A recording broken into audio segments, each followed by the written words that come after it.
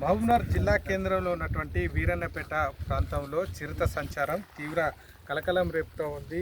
నివాస ప్రాంతాలకు ఆనుకొని ఉన్నటువంటి గుట్ట పైన 4 రోజుల నుంచి కూడా చిరుత సంచారం అనేది స్థానికులను భయాందోళనకు గురి చేస్తుంది. మనం చూసుకోవచ్చు, వైపు నివాస ప్రాంతాలు ఉన్నాయి, కాలనీ ఉంది, పక్కనే ఆనుకొని ఉన్నటువంటి గుట్ట పైన చిరుతపులి సంచారం 2-3 రోజుల నుంచి కూడా కాలనీ వాసులు కావచ్చు, ఇక్కడ ఉన్నటువంటి స్థానికులకు కనిపిస్తుండడంతో, అలాగే నిన్న సాయంత్రం ఏకంగా ఒక నివాస ప్రాంతం దగ్గరికి రావడం మళ్ళీ వెళ్ళడం అనేది భయాందోళనకు గురి చేస్తూ ఉంది. అయితే దీనికి సంబంధించినటువంటి వాళ్ళ స్థానికులు అయితే చాలా భయాందోళనకు గురవుతున్నటువంటి పరిస్థితి ఉంది. మనతో పాటు ఆ స్థానిక కౌన్సిలర్ గారు వారు అడిగి మరిన్ని వివరాలు తెలుసు. చెప్పండి, ఎన్ని రోజుల నుంచి ఇక్కడ చిరుత సంచారం ఉంది? గత 4 days బ్యాక్ 29th రోజు మన కిచెన్ ఫంక్షన్ హాల్లో ఇంకా ఒక గ్రేవ్యార్డ్ ఉంది. ఆ గ్రేవ్యార్డ్ కాడ ఎర్లీ మార్నింగ్ 7:30 కనిపించింది మొదటిసారి. ఆడ కనిపించిన తర్వాత ఆడ కెమెరాలు క్యాప్చర్ చేసి మనం తురంతగా ఎంబడే మనము సూపరింటెండెంట్ గారు ఉంటారు కదా మన ఫారెస్ట్ డిపార్ట్మెంట్, వాళ్ళకి ఇన్ఫార్మ్ చేసినాం, సీఏ గారికి ఇన్ఫార్మ్ చేసినాం, ఇప్పుడు వచ్చిపోయిన మన జ్యోతి గారికి ఇన్ఫార్మ్ చేసినాం. ఇమీడియట్గా వాళ్ళు వచ్చిండ్రు, స్పందించారు, చూసిండ్రు. వాళ్ళు వచ్చి కలక ఆయన చిరుత ఆడ లేకుండే. వాళ్ళు ఏం చెప్పారంటే నెక్స్ట్ టైం మళ్ళీ కనిపిస్తే సార్ ఇన్ఫార్మ్ చేయండి, మనం డ్రోన్ కెమెరా కానీ మనకు దానికి పట్టుకోవడానికి అది బోన్ కానీ అన్నీ ఏర్పాటు చేస్తాం సార్ అని చెప్పడం జరిగింది. మళ్ళీ మాకు నిన్న ఈవినింగ్ మనకు డౌట్ ఎట్లా వచ్చిందంటే అన్ని కాకిలు ఒకటే చోటు తిరుగుతున్నాయి. ఈ గుట్ట మీద అన్ని రైలు గుండు అని చెప్తారు, దాని మీద అన్ని కాకిలు దాదాపు 100 పైన కాకిలు మొత్తం తిరుగుతున్నాయి. ఆ కాకిలు చూసి మనం డౌట్ పడలేము, ఏమైనా తిని పడేసిందేమో చిరుత, దానికోసం కాకిలు వచ్చినాయేమో తినడానికి అని మనం వెయిట్ చేసినాము. ఆనే వెయిట్ చేసి మనము చాలాసేపు వెయిట్ చేసినాము. దాదాపు ఒక 45 minutes తర్వాత చిరుత పైకి వచ్చి అది వీడియో విజువల్ తీసుకున్నాం. దాంట్లోనే అది పైకి వచ్చిన తర్వాత అక్కడి నుంచి మళ్ళీ వేరే చటానికి జంప్ చేసినాం, వేరే రాయి మీద. అది మొత్తం క్యాప్చర్ అయిన తర్వాత అది మొత్తం ఫోటోలు పెట్టినాము.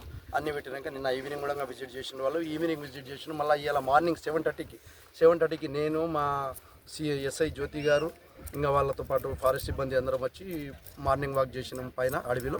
అయితే ఎక్కడైతే వాళ్ళు చిరుత ఉండే ప్లేస్ ఎక్కడైతే సూటబుల్ ఉంటుంది అది చూసి ఐడెంటిఫై చేయడం జరిగింది. ఆ ఐడెంటిఫై చేసిన తర్వాత ఇప్పుడు మళ్ళీ అది బోన్ తీసుకొని వచ్చినాము. ఇప్పుడు బోన్ తీసుకుని దానికి మేక అరేంజ్మెంట్ చేయమని చెప్పిండ్రు వాళ్ళు.